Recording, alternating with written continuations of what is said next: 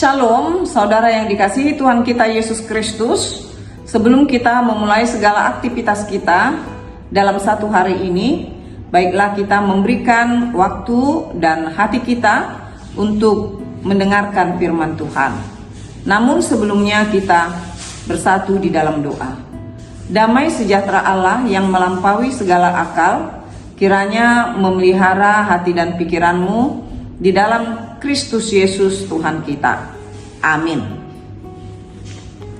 Firman Tuhan yang akan menyapa kita pada hari ini diambil dari Injil Yohanes pasal 15 ayat 10. Jikalau kamu menuruti perintahku, kamu akan tinggal di dalam kasihku, seperti aku menuruti perintah Bapakku dan tinggal di dalam kasihnya. Demikian firman Tuhan. Saudara yang dikasihi Tuhan kita Yesus Kristus, bila kita berbicara tentang kasih, banyak contoh-contoh yang dapat kita lihat di dalam kehidupan kita. Apakah itu hubungan antara sesama manusia, hubungan antara hewan peliharaan terhadap tuannya, banyak sekali contoh-contoh. Bagaimana contoh orang tua yang mengasihi anaknya, di mana orang tua tersebut bukanlah seorang yang sangat kaya, tetapi dia memberangkatkan anaknya untuk dapat menuntut ilmu setinggi-tingginya. Misalnya dari cerita orang-orang Batak terlebih dahulu ya, yaitu di mana orang tuanya bekerja keras sebagai petani di kampung, asal anaknya bisa sukses meraih sarjana di kota Jakarta. Itu juga contoh tentang kasih seorang ibu bapak terhadap anaknya. Lalu kemudian kita juga pernah mendengarkan cerita tentang hubungan sepasang kekasih Romeo dan Juliet. Mereka adalah sepasang kekasih yang saling mencintai, walaupun di akhir ceritanya tidak perlu untuk ditiru oleh orang-orang muda, karena akhirnya mereka mengakhiri hidupnya dengan bunuh diri.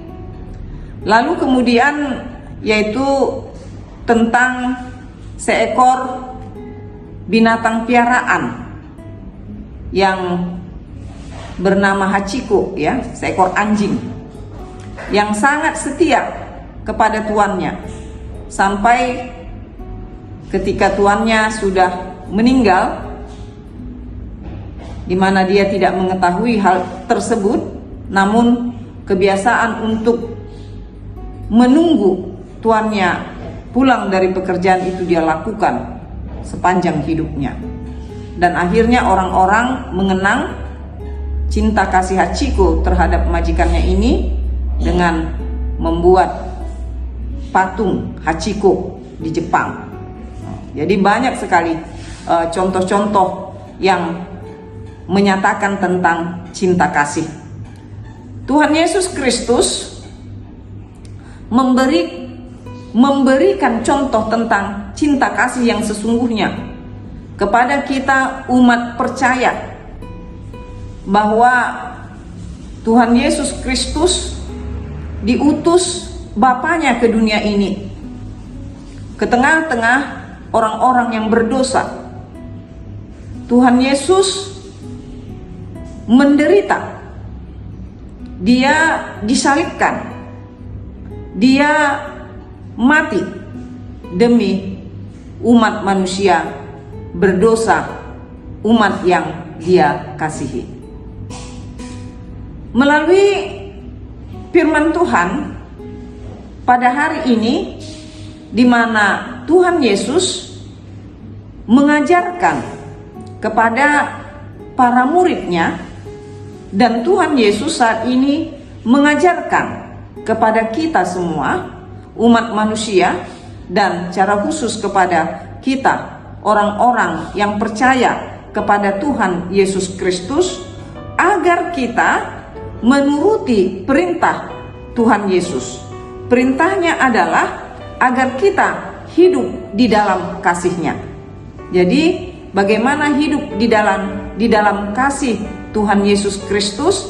Tentu yang pertama, kita mau belajar tentang apa yang Tuhan mau, apa yang Tuhan ajarkan kepada kita umat percaya kepadanya. Jadi tidak mungkin kita mengasihi Tuhan Yesus tapi kita tidak mau mendengarkan pengajaran daripadanya. Jadi terlebih dahulu kita mendengarkan pengajaran dari Tuhan Yesus Kristus melalui firman-Nya. Kita boleh baca setiap hari firman Tuhan, melalui khotbah-khotbah, ajaran-ajaran yang benar. Itu kita akhirnya mengetahui apa yang Tuhan Yesus mau agar kita lakukan di dalam kehidupan kita. Dan melalui firman ini Dia mengatakan agar kita mau menuruti perintah-perintahnya. Tentu melalui dengan membaca firman Tuhan, kita akhirnya tahu, kasihilah Tuhan Allahmu dengan segenap hatimu, segenap akal budimu, segenap jiwamu, dan kasihilah sesamamu manusia seperti dirimu sendiri, dikatakan oleh Tuhan Yesus.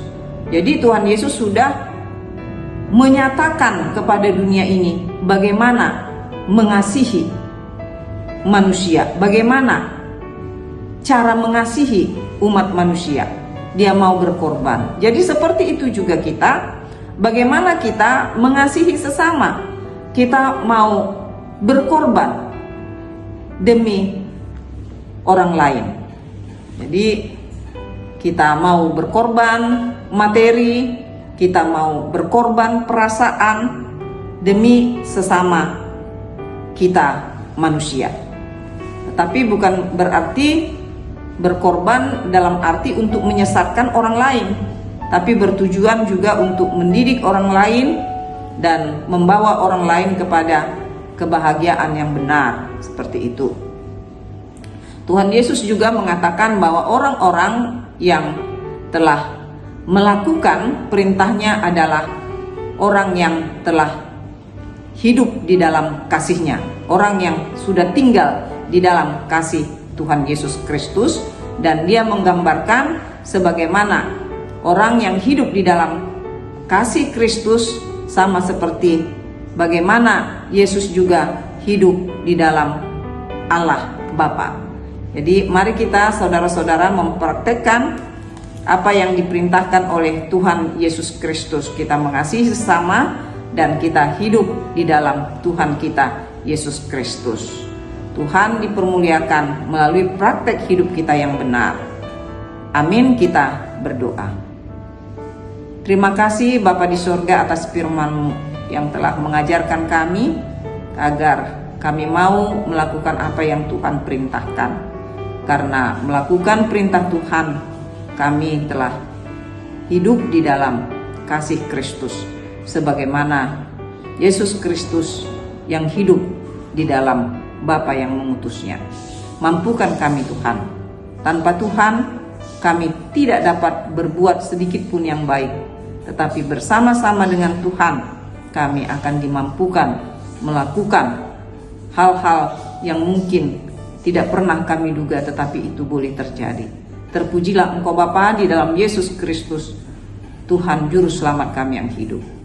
Amin. Sampai ketemu di lain kesempatan, saudara-saudara semuanya.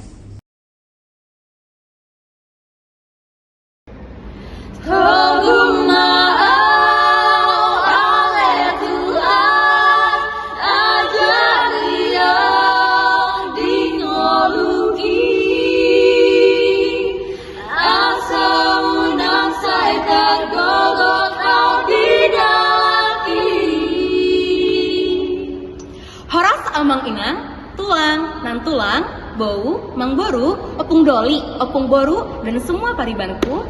Jangan lupa saksikan kami di tanggal 15 Juni 2024 di Geraha Angkasa Pura. Drama musikal Jangan Pulang dipersembahkan oleh Muda Mudi HKBP Pejuang.